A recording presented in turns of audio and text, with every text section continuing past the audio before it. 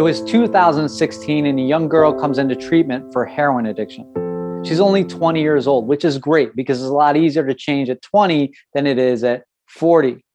She was really engaged in the therapeutic and experiential groups I would facilitate. You could see the hope in her eyes, the belief for a better life. Unfortunately, in a short period of time, this changed.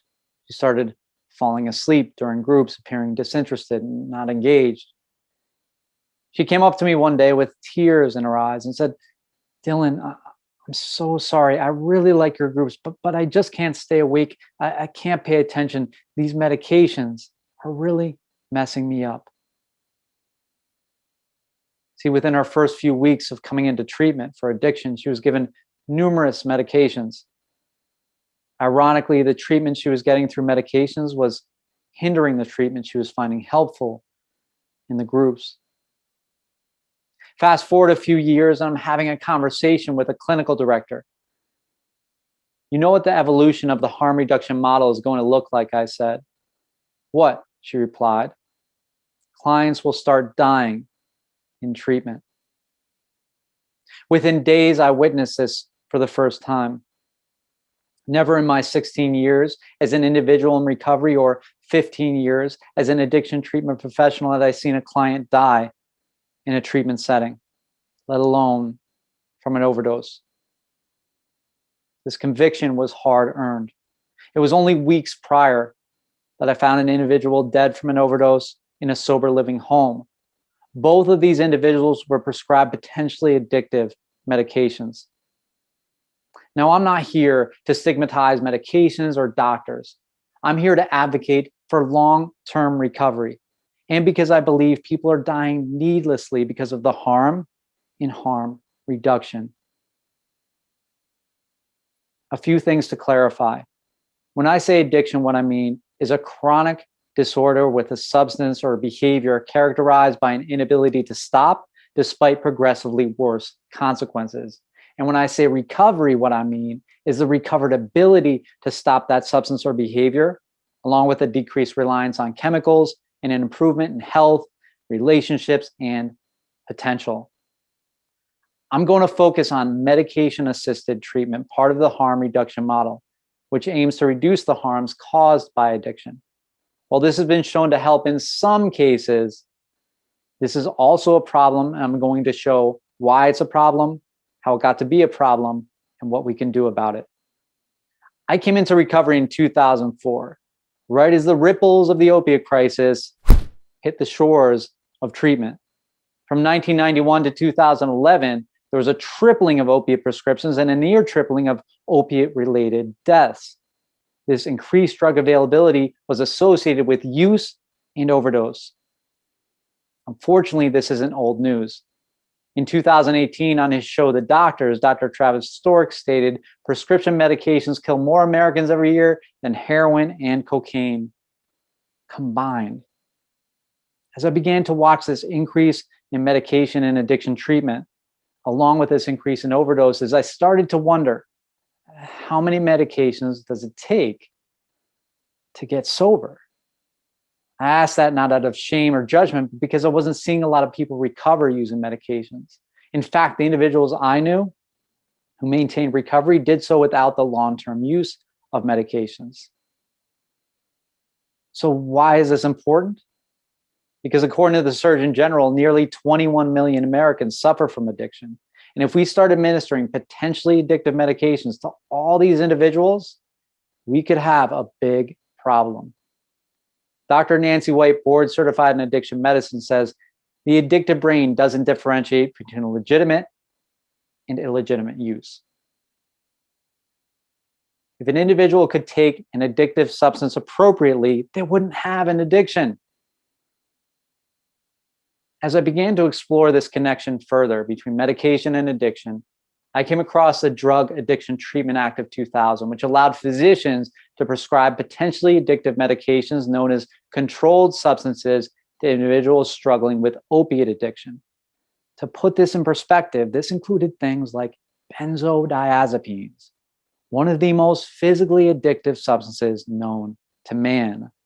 According to a 2016 article in Reuters Health, in the past 20 years, benzo prescriptions more than tripled and fatal overdoses more than quadrupled. Another medication included is known as gabapentin, also known as Nicotine, which is well known for its abuse potential and the fact that it can block the formation of new brain synapses, which is crucial in seeking recovery. These medications or similar combinations are regularly prescribed in addiction treatment, but we have yet to see a major impact from their use. According to the CDC, drug overdoses have quadrupled since 1999, despite a small drop in 2017.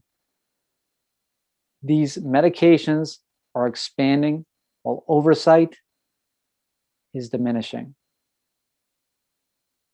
Recently, the Department of Health and Human Services waived the requirement for buprenorphine prescribers to get trained prior to prescribing.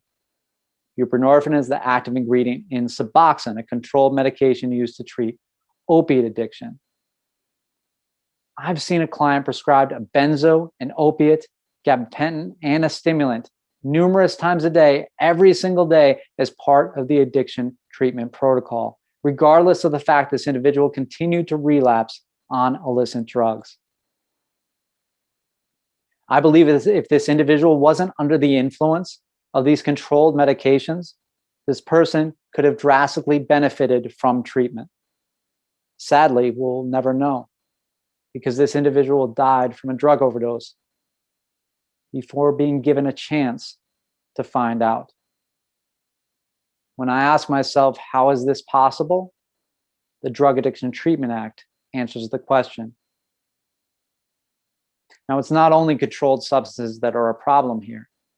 According to psychiatrist and addictionologist Dr. Montes, patients get exposed to antidepressants, antipsychotics, stimulants, benzos, and all of these medications that they're getting are going to worsen addiction because of the way they affect the dopamine system. In other words, it's how they affect the brain that can be a problem.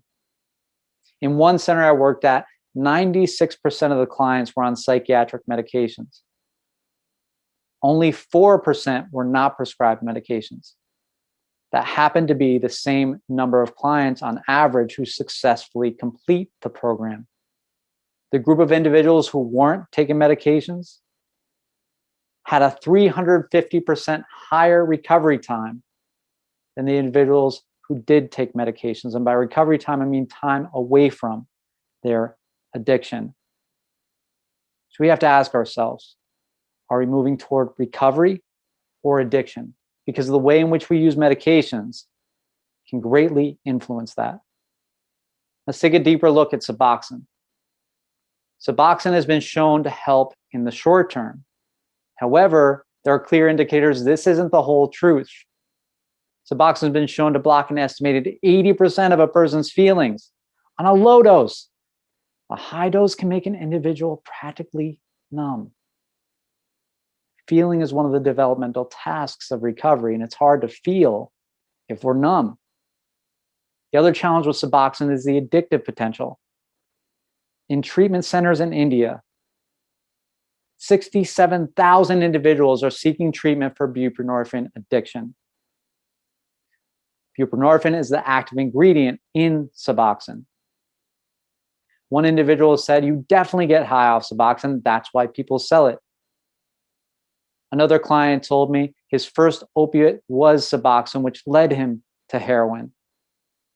Professional colleague said she's never seen anyone use prescribed Suboxone as prescribed outside of a clinical setting. This is what I mean by the harm in harm reduction. And it doesn't make sense to treat one addiction by creating another. Dr. White and Dr. Scanlon both suggest the ideal amount of time to be on Suboxone is a month or less. Most of the individuals I've seen have been on it for years in between bouts with addiction. This is far from a gold standard. So how do we have such a discrepancy between what we say is working and what's actually happening? We don't have to look far. History has shown us that pharmaceutical companies aren't always honest or responsible. We're seeing some of the same shady practices with Suboxone that we saw with OxyContin. In 2007, Purdue executives pleaded guilty to misleading regulators, doctors, and patients alike about the risk of addiction with OxyContin, claiming it was not addictive, for which they had to pay $600 million in fines.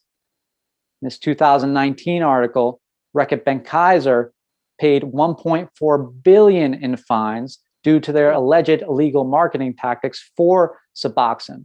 Now, this type of manipulation trickles down to the individual level, where at a clinic in Pennsylvania, a client sued the clinic's owner, manager, and doctor for keeping him reliant on Suboxone. Suboxone is part of the opiate addiction market, which aims to be a $42 billion industry this year.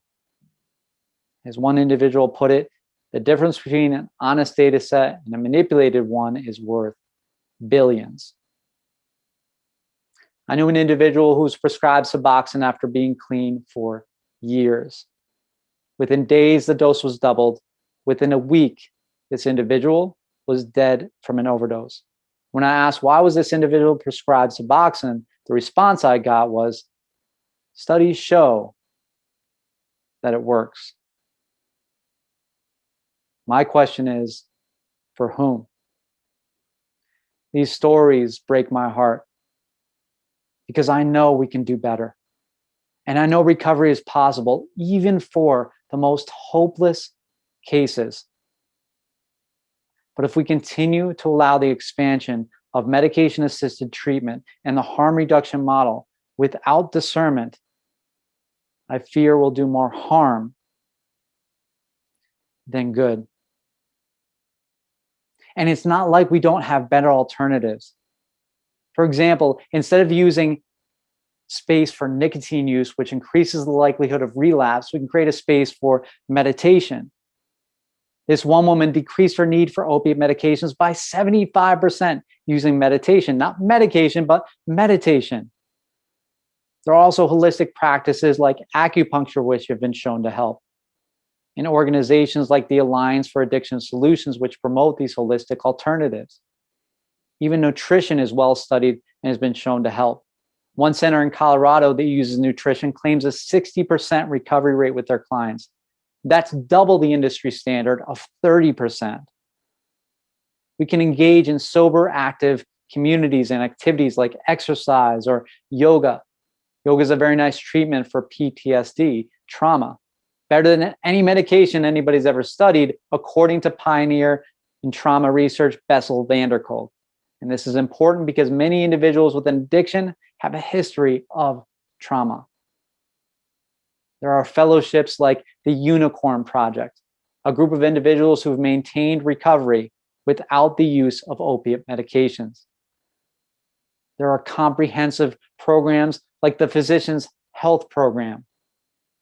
One physician out of the hundreds addicted to opiates was placed on an opiate replacement medication. Only one.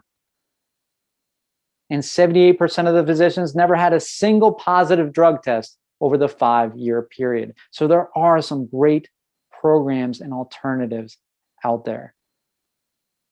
But what can you do about it? You can join the conversation. If you have a loved one struggling with addiction, you can share this information because it's important that we have transparent and open dialogue to figure out what's working and what's not. Not too long ago, I was banned from an addiction professionals group for simply sharing these concerns. That's not acceptable. Addiction thrives in the shadows, and it's up to us to turn the lights back on. There are some great doctors and professionals out there, and there are some heavily manipulated ones.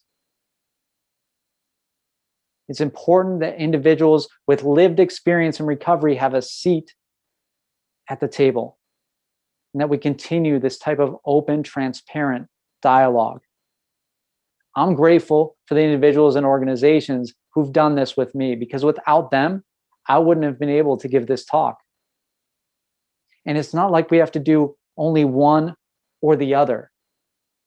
We can move away from such a heavy focus and reliance on medication to a more comprehensive and holistic approach simultaneously.